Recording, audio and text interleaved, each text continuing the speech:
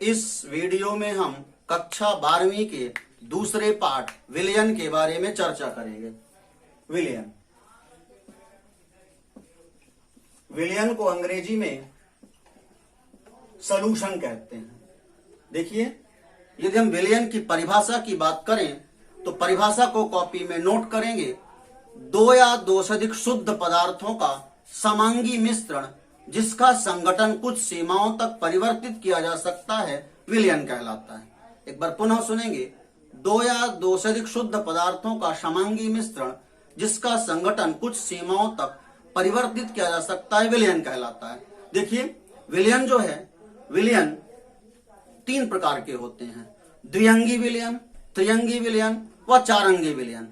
द्विअंगी विलयन वे विलयन होते हैं जिसमें केवल दो घटक विलेय तथा विलायक होते हैं। त्रिअंगी विलयन में तीन घटक होते हैं। चारंगी विलयन में चार घटक होते हैं। यदि हम द्विअंगी विलयनों की बात करें तो द्विअंगी विलयन के दो महत्वपूर्ण घटक होते हैं, विलेय और विलायक। विलयन में भी हम किस विलयन की बात कर रहे हैं? द्विअंगी विलयन की। तो बाइनरी सॉल्यूशन की। द्विअंगी विलयन जो है तो इसके दो महत्वपूर्ण भाग होते हैं या दो महत्वपूर्ण घटक होते हैं, विलेय और विलायक। विलेय को अंग्रेजी में सॉल्यूट कहते हैं और विलायक को अंग्रेजी में सॉल्वेंट कहते हैं।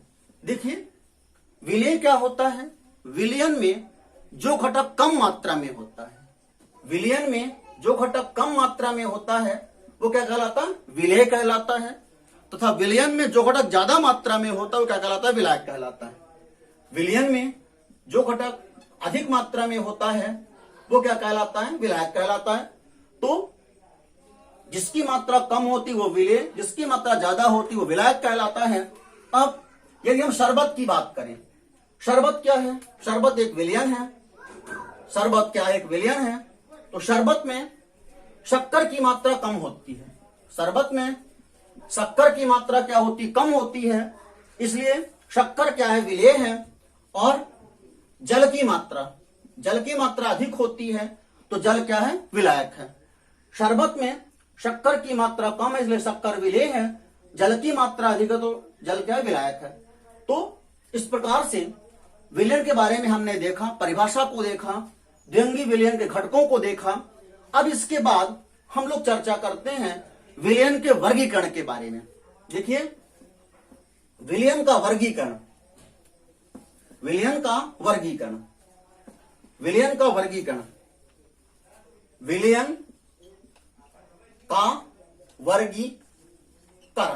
देखिए, विलयन का जो वर्गीकरण है ये तीन महत्वपूर्ण आधारों पर किया गया है। पहला है विलायक के आधार पर। देखिए, विलायक के आधार पर विलयन जो है दो प्रकार के होते हैं। पहला है जलीय विलयन। पहला कौन सा है? जलीय या एक्वस सॉल्यूशन।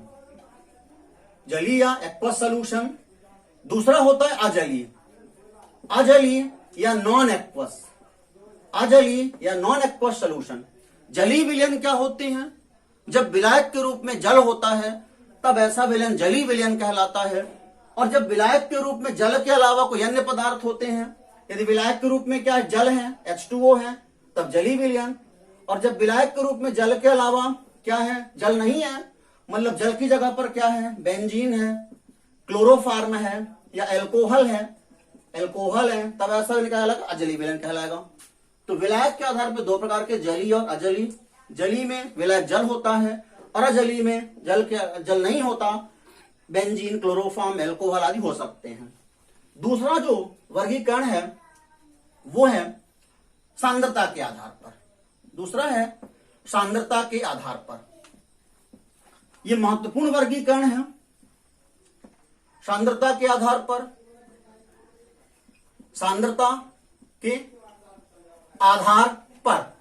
सांद्रता जो है ये क्या होती है?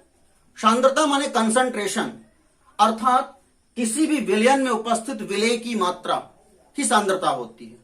तो सांद्रता के आधार पर विलयन 5 प्रकार के होते हैं। सांद्रता के आधार पर विलयन कितने प्रकार के होते हैं? 5 प्रकार के। पहला होता है तन विलयन। तन विलयन माने डाइल्यूट सॉल्यूशन, डाइल्यूट सॉल्यूशन।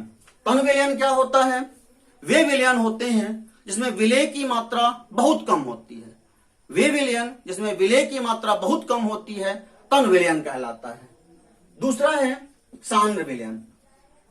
सांद्र विलयन, सांद्र विलयन माने concentrate, concentrate solution, concentrate solution. ये क्या होते हैं? ये वे विलयन होते हैं जिसमें विलेय की मात्रा अत्यधिक होती है। कॉपी में नोट कर लेंगे, वे विलयन जिसमें विलेय की मात्रा अत्यधिक होती है सांद्र विलयन कहलाते हैं। तीसरा होता है असंतृप्त विलयन, असंतृप्त विलयन।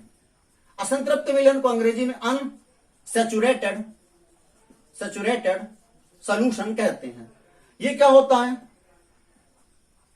असंतृप्त विलयन वे विलयन होते हैं जिसमें विलेय की और अधिक मात्रा घोली जा सकती है, असंतृप्त विलयन कहलाते हैं। वे विलयन जिसमें विलेय की और अधिक मात्रा घोली जा सकती है, असंतृप्त विलयन कहलाते हैं। चौथा होता है संतृप्त विलयन, संतृप्त विलयन, सैचुरेटेड सॉल्यूशन, सैचुरेटेड सॉल्यूशन। ये क्या होते हैं? संतृप्त विलयन वे विलयन जिसमें विलेय की और अधिक मात्रा नहीं घोली जा सकती, संतृप्त विलयन कहलाते हैं। वे विलयन जिसमें विलेय की और अधिक मात्रा नहीं घोली जा सकती, संतृप्त विलयन कहलाते हैं। पांचवा है अति संतृप्त विलयन, अति संतृप्त विलयन। अति संतृप्त विलयन को अंग्रेजी में super saturated, super saturated solution कहते हैं। ये क्या होते हैं? ये वे विलयन होते हैं जिसमें विलेय की मात्रा संतृप्त विलयन की तुलना में ज्यादा होती है, अति संतृप्त विलयन कहलाते हैं। वे विलयन जिसमें विलेय की मात्रा संतृप्त विलयन की तुलना में ज्यादा होती है, अति संतृप्त विलयन कहलाते हैं। ये विलयन संतृप्त विलयनों से ही प्राप्त होते हैं। संतृप्त विलयन को गर्म करने पर उसमें विलेय की और अधिक मात्रा घोली जा सकती है, ऐसा विलयन अति संतृप्त विलयन कहलाता है। तो इस प्रकार से हमने सांद्रता के आधार पर देखा कि विलयन 5 प्रकार के होते हैं, तनु, सांद्र, असंतृप्त, संतृप्त और अति संतृप्त विलयन। अब इसके बाद जो विलयनों के वर्गीकरण का तीसरा आधार है, जो तीसरा आधार है वो है विलेय तथा विलायक की, विलेय तथा विलायक की भौतिक अवस्था के आधार पर, विलेय तथा विलायक की भौतिक अवस्था के आधार पर। देखिए, विलेय तथा विलायक की भौतिक अवस्था के आधार पर जो विलयन है, विलयन वे मुख्य रूप से, विलयन ये मुख्य रूप से 3 प्रकार के होते हैं।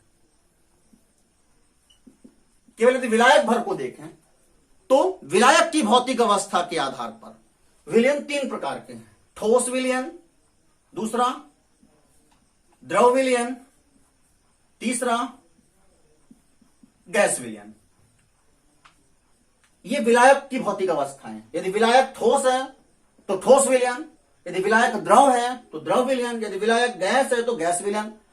अब इसमें जब विलेय मिलाएंगे तो ठोस विलयन में विलेय जो है वो ठोस द्रव गैस कुछ भी हो सकता है, द्रव विलयन में विलेय ठोस द्रव गैस कुछ भी हो सकता है, गैस विलयन में विलेय ठोस द्रव गैस कुछ भी हो सकता है। तो इस प्रकार से जो एक जो विलयन है वो 3 प्रकारों के हो जाते हैं।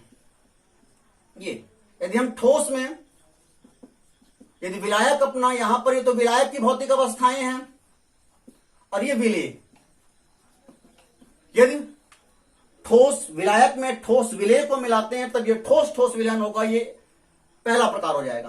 दूसरा ठोस द्रव, तीसरा ठोस गैस।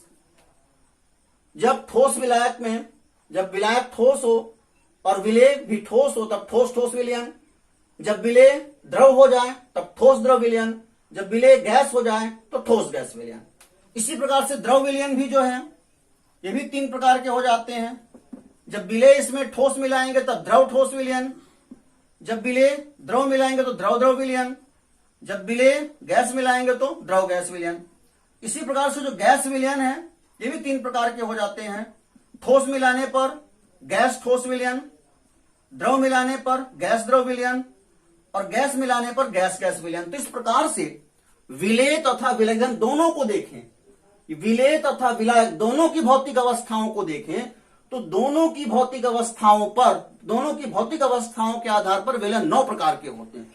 यदि केवल विलायक भर की भौतिक अवस्था को देखें तो विलायक की भौतिक अवस्था के आधार पर 3 प्रकार के विलयन हैं, पर विलेय को भी यदि हम मिलाएं तो विलेय तथा विलायक दोनों की भौतिक अवस्था के आधार पर विलयन 9 प्रकार के होते हैं। पहला विलयन है ठोस ठोस विलयन।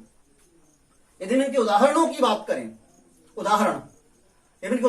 बात करें तो ठोस ठोस विलयन का बहुत अच्छा उदाहरण है मिश्र धातुएं। जितनी भी मिश्र धातुएं हैं, मिश्र धातु जो है यह कॉपर व जैसे पीतल हो गया, पीतल ये कॉपर व जिंक की मिश्र धातु है। स्टेनलेस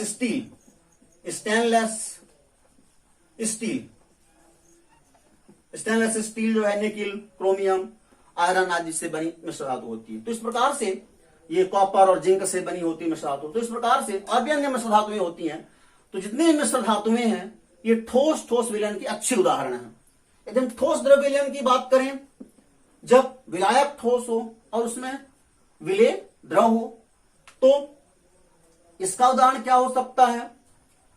अब इसमें क्या है, विभिन्न प्रकार के जो क्रिस्टल हैं उनमें उपस्थित क्रिस्टलन जल, विभिन्न लवणों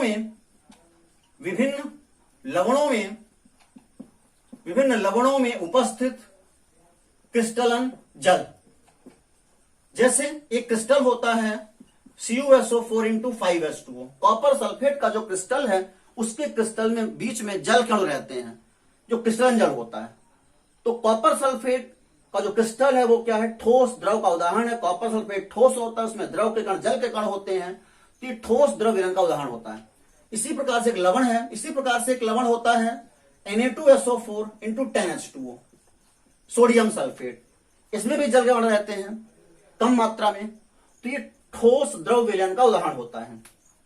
यदि हम देखें ठोस गैस विलयन के उदाहरण को, तो पैलेडियम एक धातु होती है।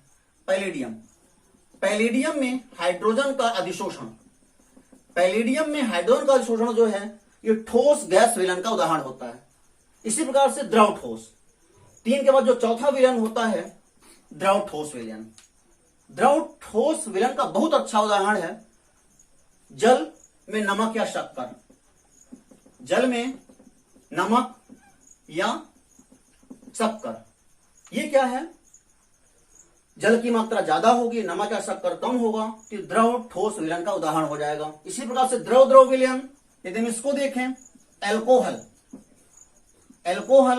व जल का विलयन, एल्कोहल भी द्रव होता है, जल भी द्रव होता है, तो द्रव द्रव विलयन का उदाहरण हो जाएगा। द्रव गैस, इसमें क्या ज्यादा मात्रा में द्रव हो और उसमें कोई गैस घुली हो, जैसे जल में घुली ऑक्सीजन, जल की मात्रा ज्यादा होती है, जल में घुली ऑक्सीजन, नदियों तालाबों के जल में ऑक्सीजन घुली होती है, जल में घुली ऑक्सीजन व सोडा वाटर जो पेय पदार्थ होते हैं, सोडा वाटर में घुली CO2, जो पेय पदार्थ होते हैं सोडा वाटर उसमें घुली हुई CO2, ये भी क्या है, द्रव गैस विलयन का उदाहरण है। इसी प्रकार से गैस ठोस, ज्यादा मात्रा में गैस हो और उसमें ठोस घुल जाए, इसका बहुत अच्छा उदाहरण है धुआं जो है, तो धुएं में जो गैस है वायु होती है और वायु में कार्बन के कण होते हैं, तो धुआं अच्छा उदाहरण। इसके अलावा कपूर का वाष्पन, कपूर ठोस होता है और ये गैस रूप में गर्म करने पे गैस बनाता है, तो ये जो है गैस ठोस विलयन का उदाहरण होता है। गैस द्रव, यदि हम गैस द्रव की बात करें तो इसका उदाहरण है कोहरा, वायु में जलवाष्प के